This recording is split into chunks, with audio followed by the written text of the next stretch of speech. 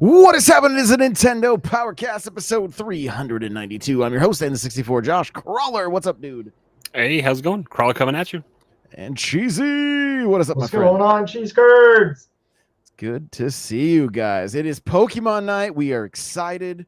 Johnny is going broke in Star Wars Disney World. land. Yeah, we might have to set up a GoFundMe for him just to get him home because the last tweet I saw, it's not looking good for him. He had action figures made of himself, I think, or something along those lines. So, but shout out to him. We do miss him. And yeah, we got some fun topics for tonight. We're going to be talking more about the Pokemon reviews, and we'll also be getting into Nintendo's Black Friday sales as well as the Game Awards and what some of the nominations were there. So before we get started, Cheesy, where can people find you? I usually say you can find me on Twitter. I guess in the meantime, while it's still there, you can follow me on Twitter, on TikTok, on Instagram, on Twitch, at CheezyC64, CheezyC64. I think my favorite thing with Twitter right now is that there are so many people that basically turned into like 2012 Facebook users where they're like, I'm leaving now. I'm just letting you know. I'm waiting to see how much engagement I get. And then, I was like, you can just leave. Crawler, where can we find you? Same kind of place. I guess as long as it's standing, Twitter is Nightcrawler724, Nightcrawlers without the E. TikTok and sometimes Twitch. Same thing.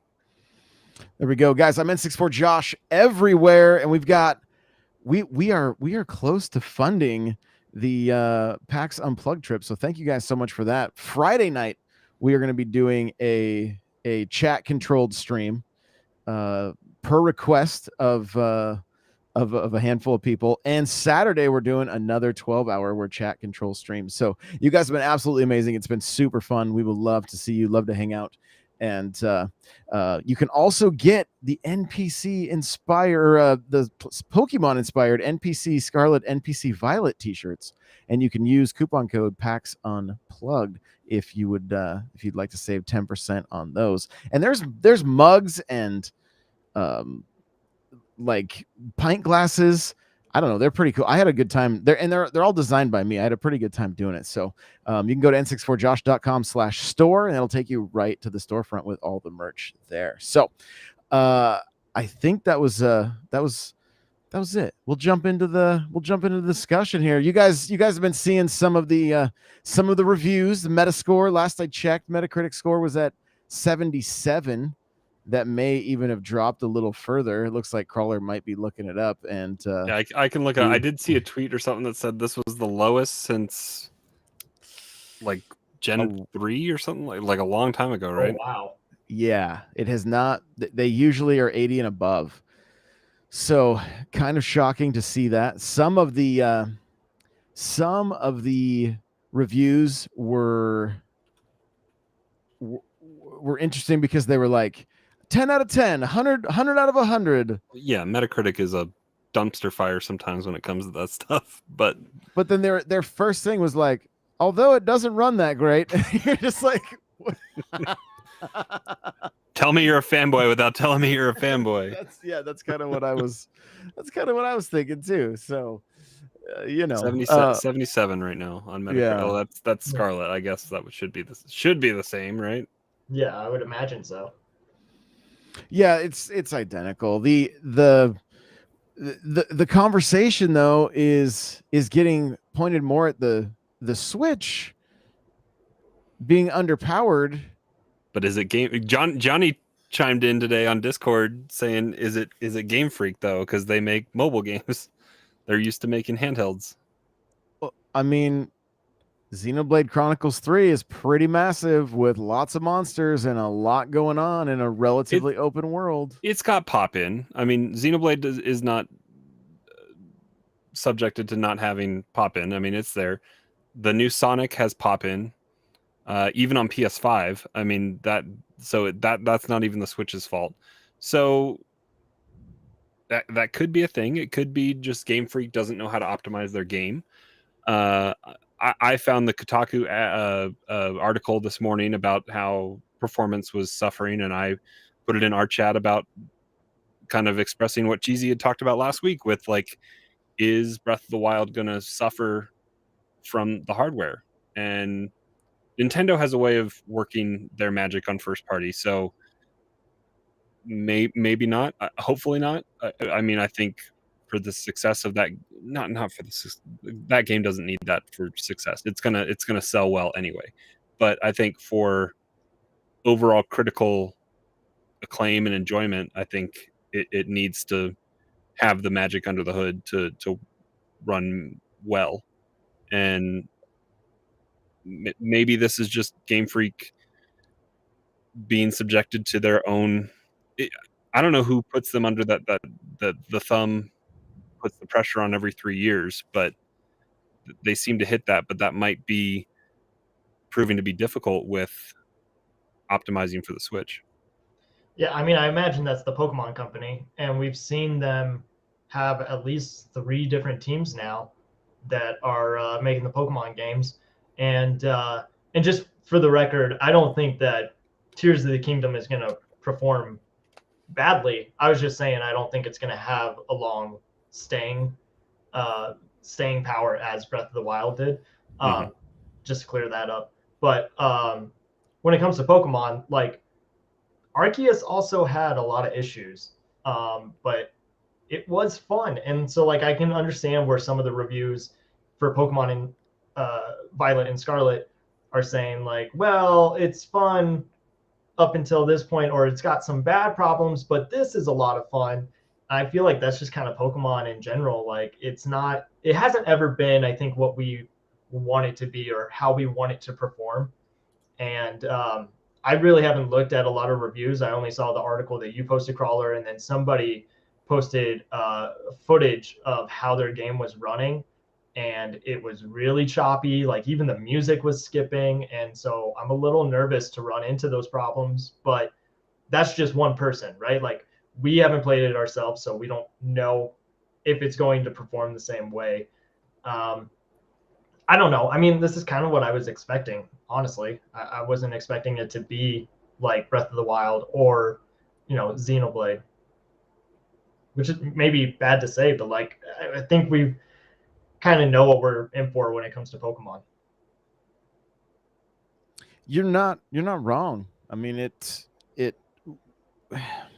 I think there's always hope that it's going to step up to the next level, though, right? Like, yeah, it's almost the third outing in what I assume is a similar engine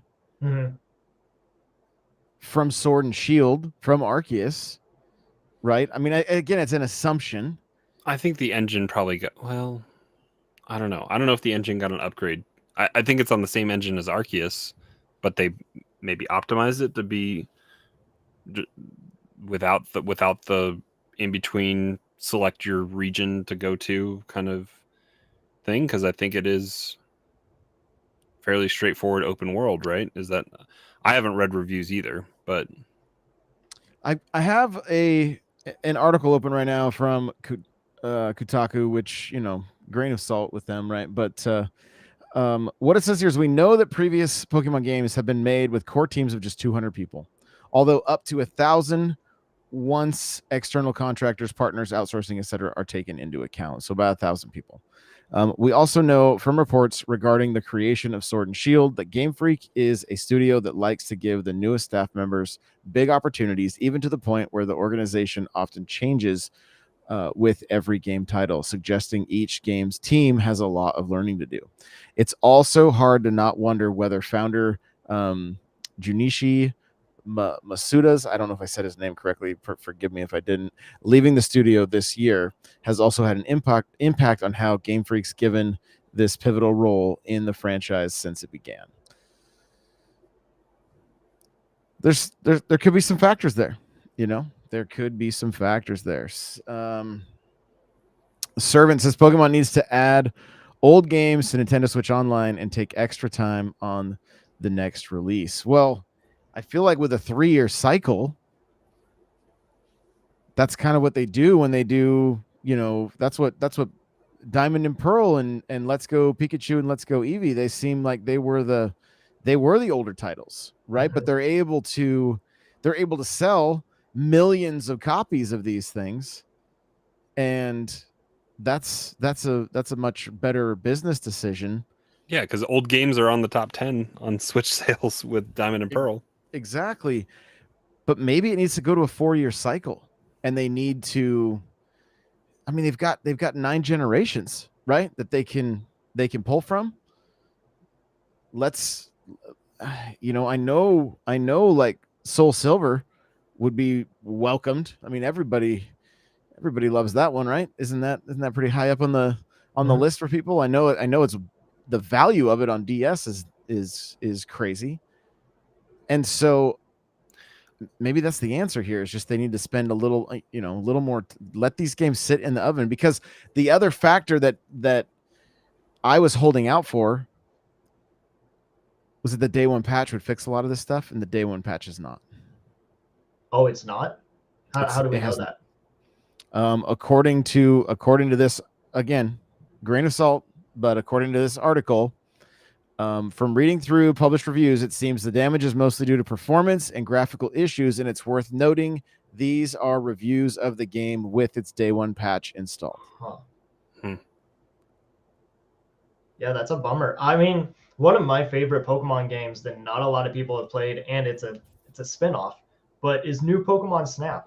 The way that game looks is beautiful, and it would be so great if we could explore areas the way that they look in new Pokemon Snap, because I know I'm not going to have that same experience with Scarlet and Violet. It's not going to be like going through the jungle or a desert area where you're climbing I mean, maybe we are, climbing mountains in this game. It kind of seems like it, but it's not going to be as detailed as I would like it to be. But the way that Bandai Namco was able to take on new Pokemon Snap, I mean, there shouldn't be any reason why Pokemon can't look that way. They're mainline games. I'm with you. Snap looks absolutely amazing, right? It looks so good. So again, is it the 3 years? Is that enough time? I mean, what, Breath of the Wild taking 6, almost 5.5, and the first one took that much time? I guess no, it will be close to 6 because it was 5 years this year, so it'll be 6 by next March. Or is it March or May when it's coming out? I believe it's May. I think, but I don't have the date in front of me. So, and then Servant is asking, what if Game Freak's the problem? Like 12th. So it'll be 6 years for Breath of the Wild. Yeah, and that may, like I was saying, like even another year. I mean, this game seems like it's 3/4 of the way there, at least, right? At least. So, I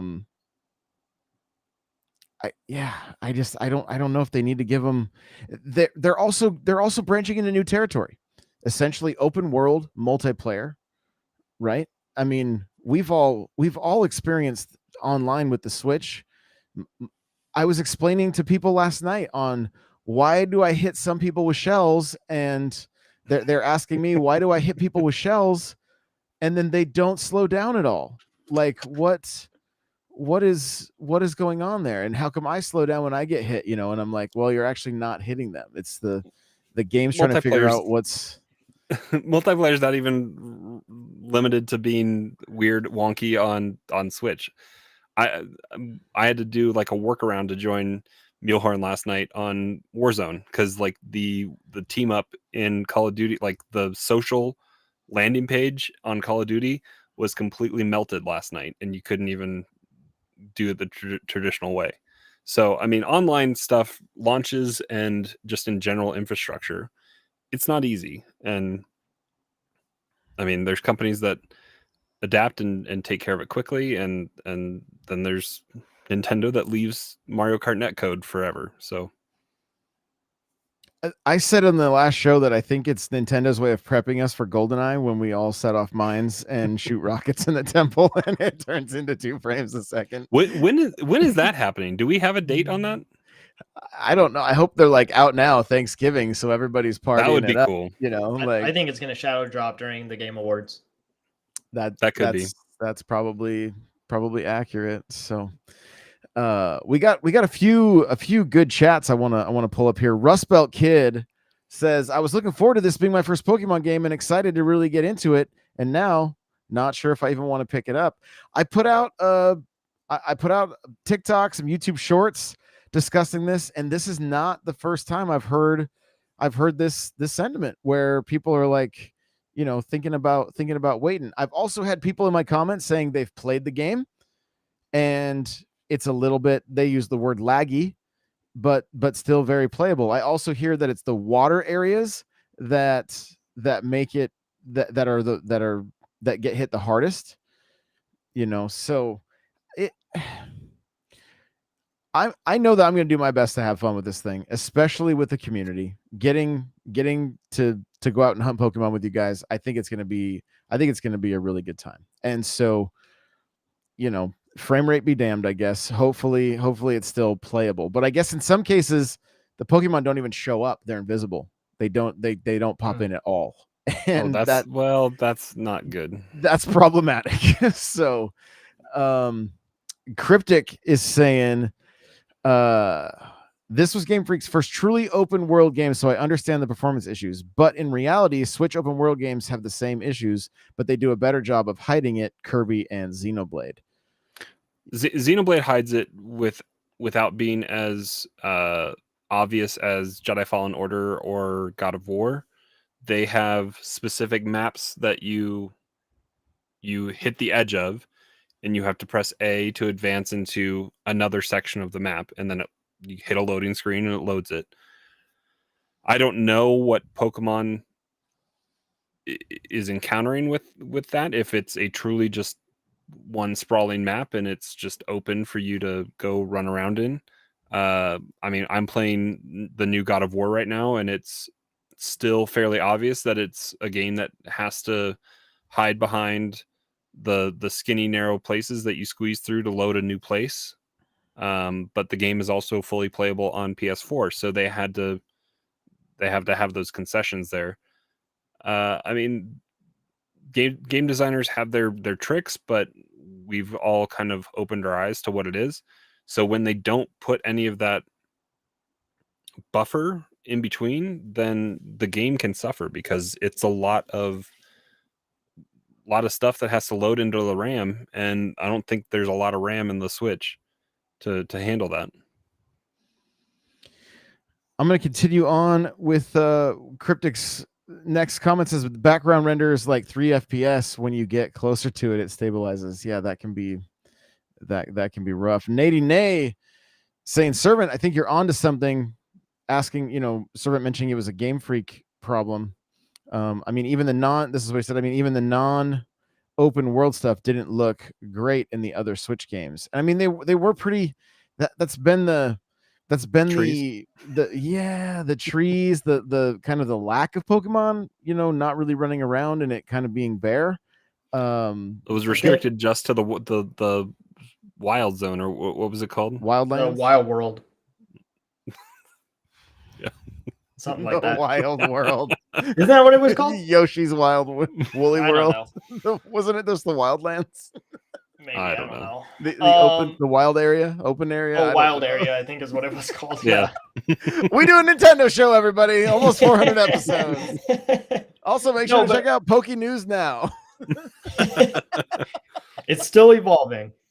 Yes. I don't know though, like if we can blame Game Freak or if that comes down to the Pokemon Company, because you know Game Freak, for all we know, is probably put on crunch to get these games out like every couple of years.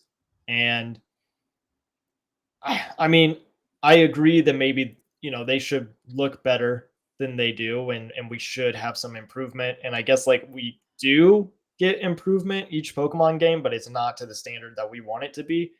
But I don't know. Is that the Pokemon company that's putting pressure on Game Freak, or is it Game Freak's problem that they just don't have the developers to make these kind of games, like bigger games, what we're expecting? Nate brings up a good point, because Monster Hunter Capcom has found something Yeah. secret in how they do it. It probably has something to do with the size of the arenas that you go to fight each monster, but it stays fairly smooth with a lot of particle effects and 3 other players and crazy fast animations and stuff that you're doing. I mean, the Monster Hunter games have handled they've performed well on the Switch. Incredible. Monster Hunter Rises is unbelievable. You forget you're playing a Switch game. And I don't mean that to sound as terrible as it does, but that's the case. And Cryptic saying the RE engine is really good for scaling. So let's see. Rust says, is it me, or do others feel that Nintendo and Pokemon just put games out and just rely on how popular their properties are to get through them? Yes. So it does seem like they may be testing brand equity a little bit here. But is it going to matter? Are they going to update this game down the road so that it runs smoother? For Is a it $30 expansion, yeah.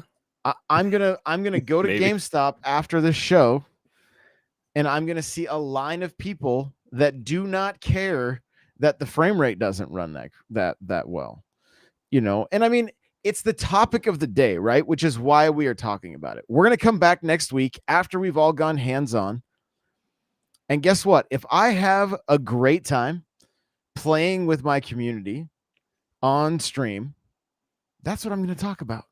And guess what? My 9-year-old's not going to care, because he's also not going to be able to walk around and see Pokemon running on a PC and say, hey, it looks worse on the Switch. There is no comparison there. It's only on the Switch. So he'll have fun playing it there. I do wonder too if like some of the reviews that are coming out is because it's not the same as Arceus, and everybody loved the way that you played in Arceus, and it did kind of change up the formula. And did everybody? Well, I mean, how far did you get in it? I don't know. I'm like more than halfway. I didn't enjoy like the arena boss fights and stuff. I didn't have to do the mechanic that they wanted me to. I could just like strong arm my way through it, I guess. Gotcha. But I don't know. The loading in to each area, and true, I forgot about that. It became cumbersome, I guess, and then it felt the same every time you came back to the town. I'll be excited to have new areas like towns to go visit, and I don't know. I played through Diamond or Pearl. I don't remember which one I did. I did one of those. I think I did it to completion. I played Sword or Shield. I beat to the final boss. I didn't actually go get the legendary Pokemon or whatever. I kind of fell off on that, but that's the most Pokemon I played in a long time. So the more recent it coming to Switch, I guess, has been my way back in, because I haven't really been engaged enough to want to go pick them up on the handhelds when they were coming out after red and blue and yellow. I mean, that's what I played initially. I tried to play the other ones, but learning new Pokemon wasn't really my thing. And then they added all sorts of different types. I still, when I play Pokemon, I have to play it with a rock, paper, scissors, lizard, Spock chart wheel. Yeah. Me too. I'm like, I know water's bad for fire, but after that, I have no idea. Well, speaking of which, I mean, Team Water in Splatoon, in the Pokemon Splatfest, they dominated everybody. I mean, like, they got every single category, and then fire and grass, they didn't get anything. So, can we switch? Are we good with Pokemon? Because I do want to talk about this a little bit. Yeah, I just want to grab one more comment here from Michael on YouTube. It says, "I don't care about the frame rate either. I'm still looking forward to Scarlet and Violet and know that I'm going to love it because it's Pokemon and it's been a part of my life since I was 12." So there you go. It's nostalgic for a lot of people. I mean, I know I saw Rust Belt say the answer is to stop making games for kids and make it for, the people that were playing it, like us older adults, I guess now. And like, I get where they're coming from, but at the same time, like, that's how we started, was as kids. Yeah. And that's the Star Wars argument. Like, Star Wars is for kids. Yeah. That's why the adults that love Star Wars hate the new Star Wars, and that's why the prequels are seeing their resurgence in reverence, because the kids that grew up with the prequels are now the adults. And so it's I mean, if you want a profanity laden rant, go look up Freddie Prinze Jr. talking about Star Wars for kids on, I forget what podcast he was on, but it's a really good, like, 5-10 minute rant that he goes on, kind of explaining that he talked to he got his information from Filoni, who got his information from George Lucas, and this is how it is, and Star Wars is for kids. He says it a little bit more colorfully than that, but it's good. Tell me you're defending a bad movie without telling me you're defending a bad movie. Anyway, sorry. Yeah, and Rust, you're not on blast. We get you, man. Oh no, nothing but love. Yeah, nothing but love at all, baby. So, fun fact about Splatfest: Servant did everything he could to make sure I didn't get to play any Splatoon during the Splatfest because of controlling the stream on Saturday and Sunday, and I did not get to play a bit of Splatfest. But I did fire up Splatoon and scan my amiibo through their box. They work. There you go. I've got the gear from the new amiibo, so I'm excited about that. I've not seen them in stores. I went into GameStop today to finalize my. I saw some at Target yesterday. Okay, all I saw was Monster Hunter, the Palamute and the Palico, and the Dread amiibo are back everywhere for some reason. I've been seeing Dread amiibo. I don't think they ever left. I saw one Steve and Alex, I think, at Target, and then I saw some of the new Splatoon ones that I got over here. Oh, there you go. The new ones look good, though. I mean, they look really good. Yeah, they look very good. The weapons are pretty awesome. Did you pick them up, Cheesy? Yeah, they're actually sitting. How do mirrors work? They're sitting over there, and I just haven't opened them yet. I don't know what's wrong with me.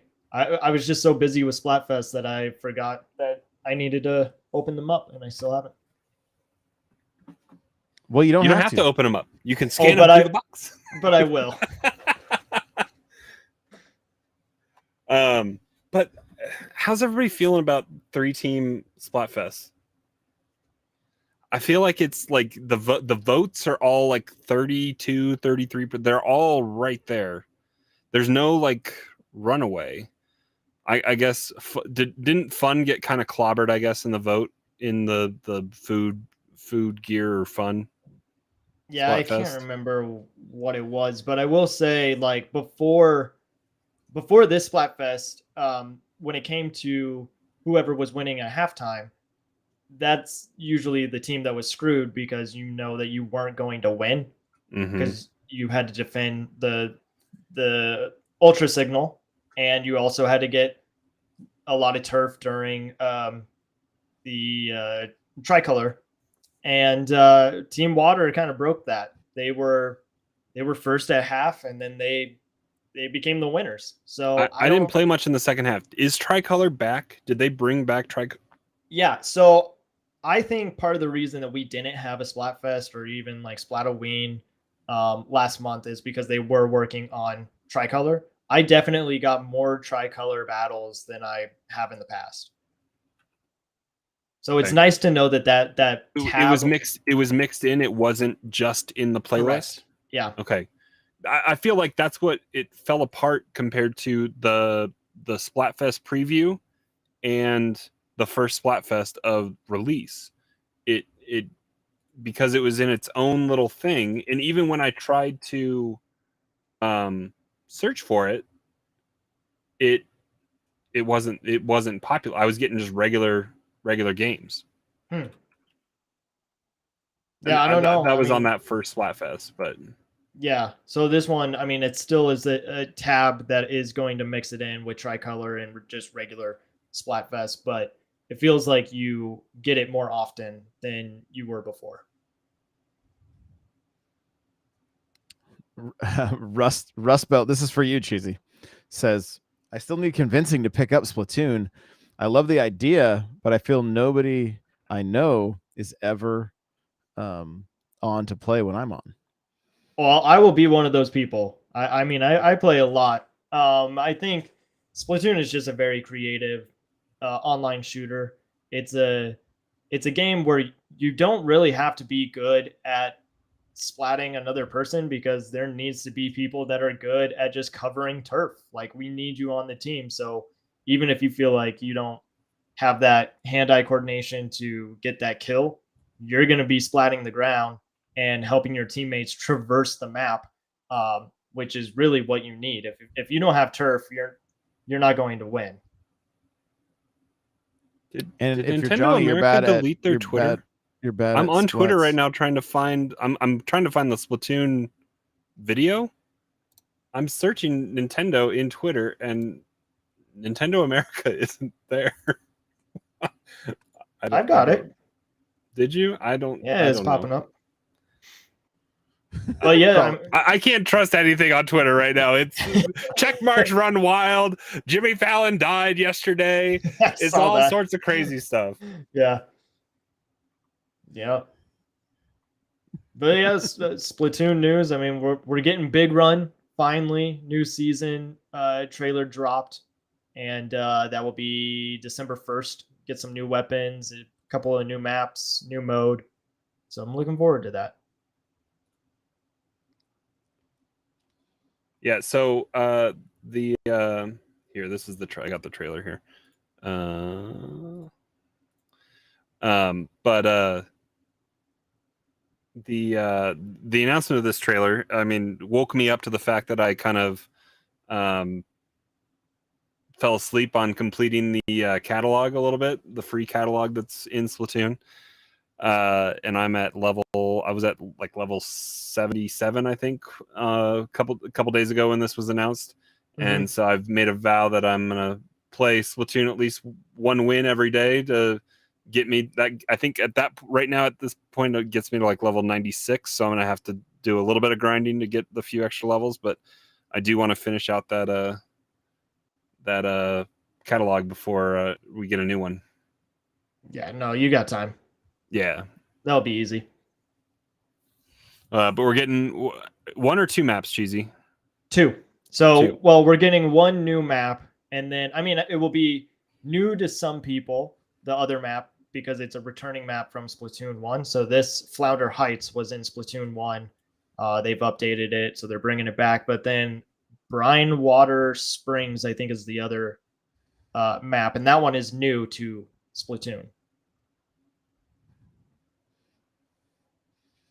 And then run down what Big Run is for everybody. So Big Run, because Big Run is it's with the Salmonid that you are fighting in Salmon Run, and they are invading the city. So all the maps that we play on, you're gonna have to defend.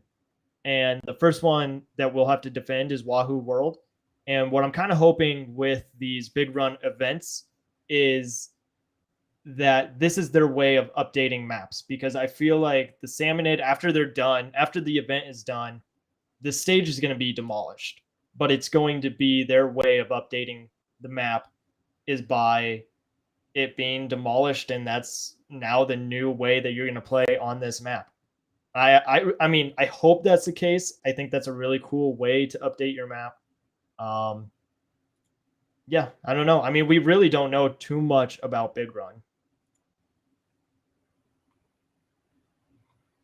This is like Fortnite, where they big Pretty big much. events I mean, to yeah, wipe out the maps. You know, yeah, it's kind of what it seems like. I mean, Hey. maybe we'll see. We'll see.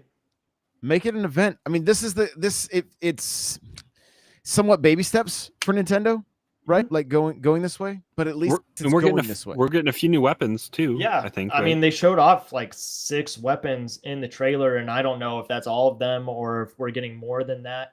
But we've waited 3 months for a new season, so that's 99 different things that you can earn in the catalog. There's new weapons, new maps. There's a mode, Wander Crust, which is on the Splatoon 3 app. Is like a side adventure with Krusty Sean, and how much you ink is points that you can redeem to get something in the app. So I mean, like, it seems like they're offering a lot, even though we had to wait for 3 months. Like, that part is kind of a bummer. What's the timetable on Table Battle? Is that 6 months? Did they say 6 before it comes online? They haven't said. Okay. They just said that it will come online. And like right now you have where you can play against ghosts of people that you know. But I hope that they bring it online, kind of like the way the Marvel Snap is right now. Like, you'll have a timer, hopefully. And because I don't know, I think that would be really big when they bring that online. Oh, there we go. Rustbelt says cheesy, almost convincing me. Hey, there we go. Well, if that didn't convince you, Splatoon 3 is nominated for multiplayer at the Game Awards. There you go.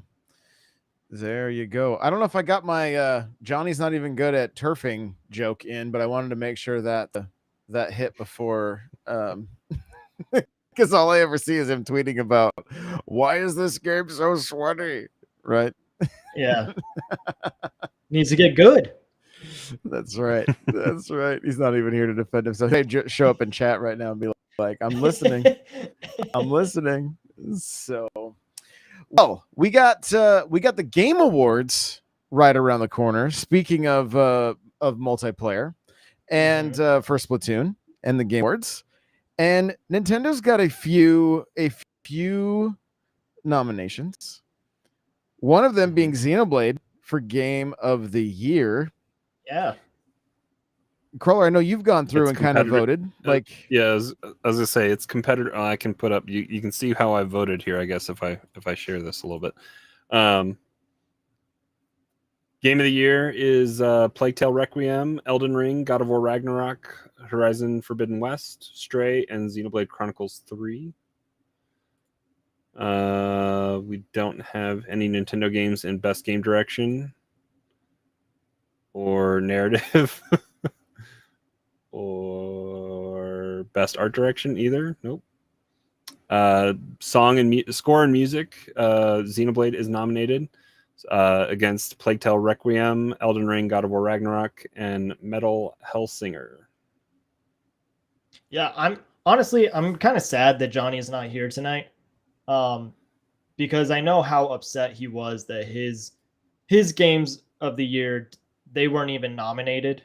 And if we all know Johnny, he loves Mario Strikers Battle League and Kirby's Dream Buffet, and I felt so bad for him that none of those games got nominated. And they do in the unofficial Nintendo category, which we'll get to here in a second. In the indie category was, I think, pretty strong this year. Cult of the Lamb, Neon White, which I haven't played, but I've heard really good things on different outlets and stuff that people have really been enjoying that. Sifu, which made its way to Switch, I think about halfway through the year, right? Stray, and then Tunic, which also came to Switch. yeah, I really want to play Tunic. So, yeah.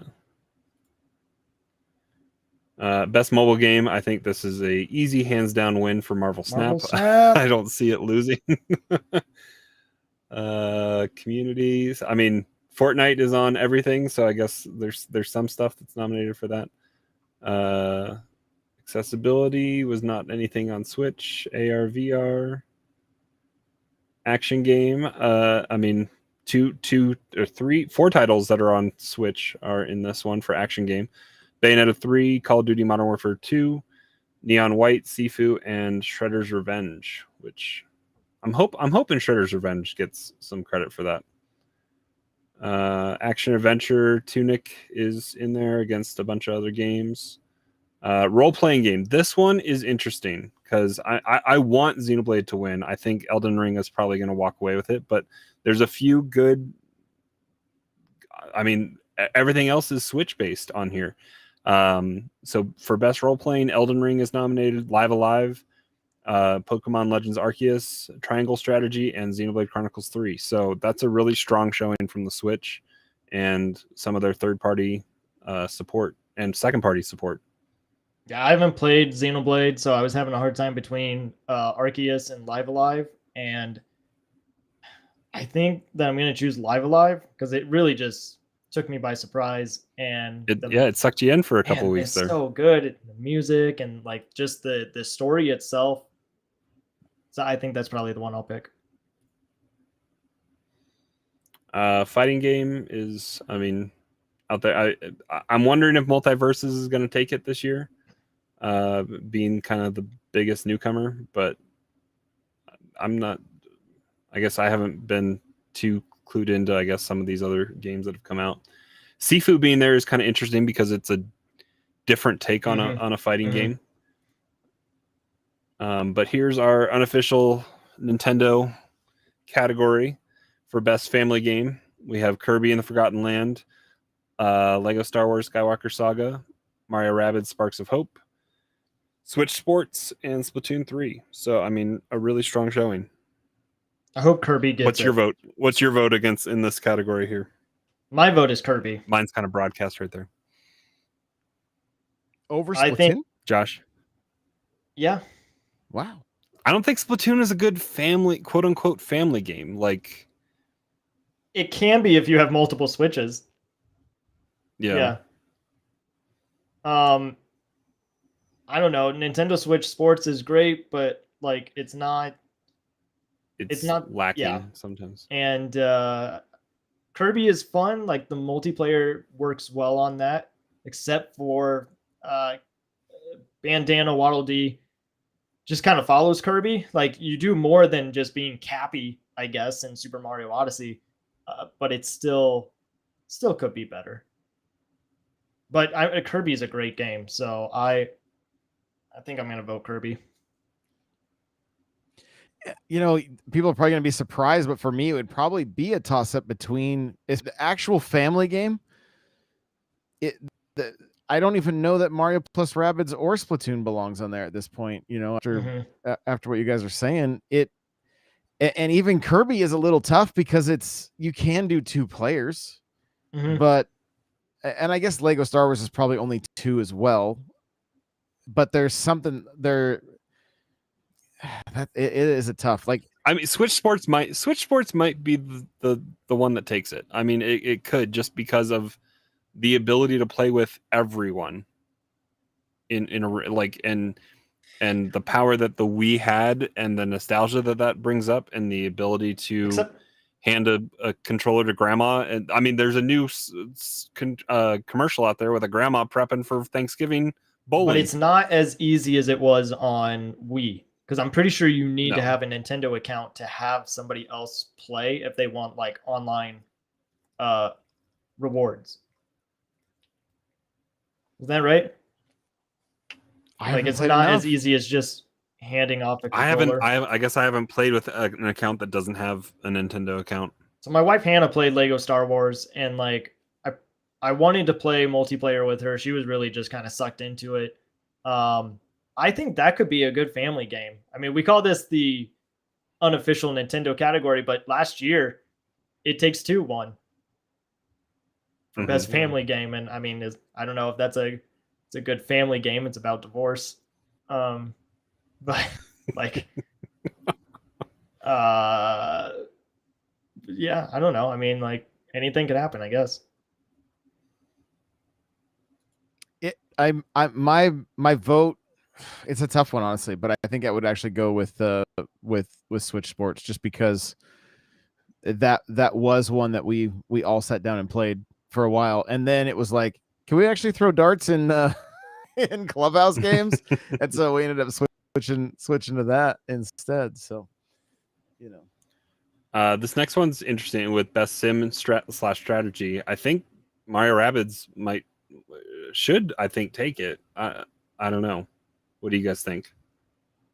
I would think that Mario. Oh, go ahead, Josh. Well, I just Total War Warhammer is it's got a big fan base. It's got a massive fan base. So, and they have Superman on their side. Isn't he a Warhammer guy? Oh, Henry Cavill. Henry Cavill. Oh, I have no idea. Not sure. Yeah. Sports games. What's missing? Mario Strikers is not here because it's not a good sports. Don't bring it up. You're gonna make Johnny sad. Ollie Ollie World is the well, I guess technically FIFA 23 is on Switch, but it's a neutered version of it, and so Ollie Ollie World is on Switch. Best multiplayer is a few different games that are on Switch. So Call of Duty, Multiverses, Overwatch 2, Splatoon 3, and Shredder's Revenge. Shredder's Revenge actually has, I think, a shot with that just because it works really well. 5-person multiplayer. It's 6? Drop in, drop out. Is it? Oh, it is 6. You're right. Yeah. And then we get into Yeah, I think that's like the end. So. I know a lot of people were talking about Stray as game of the year, and should that be nominated? I don't know if it's game of the year, but I think it's really impressive that it was the development team's first time making a game, and that's what they came up with. Like it's a pretty good game for their first time. But it is kind of sad. I mean, I think Kirby should have been there. For Nintendo sake. Right. Xenoblade is, from what I've heard, I haven't played it, is really good. But for what Kirby was able to do in some of my Xbox group chats and stuff, there are people that are like, yo, Xenoblade is definitely my game of the year. Like, wow, nice. Yeah. The music is always good. The story is always just deep, and there's a lot to take in with Xenoblade. I think graphically, I think it does well for what it has to work with on the Switch, and just the scope of it all. They're always it's a massive game, and I've been saying this now for a couple weeks, but I need to get back into it and keep going. But it's really good, and I'm like 40 plus hours I think into it. Nice. Well, we did it. It's time to go get Pokemon, you guys. It is time, and I'm gonna stream after. I'm gonna fire it up. Cheesy, you weren't sure if you're gonna weather the roads because I haven't looked outside yet. We got snow here today. It's been snowy and icy here. I'll check it out. I think I'll probably go get it though. Which one are you getting? Violet, because my cat's name is Violet. One of my cats. Okay. Cool. All right, guys. Well, hey, thanks so much for being here live. Thanks for listening after the fact. You guys are absolutely amazing. Hope to see you on the streams. I think we're gonna do an episode on Wednesday, so we will see you guys before Thanksgiving, for all the Americans anyway. And thanks again for everything, guys. We will see you in the next one. Bye now.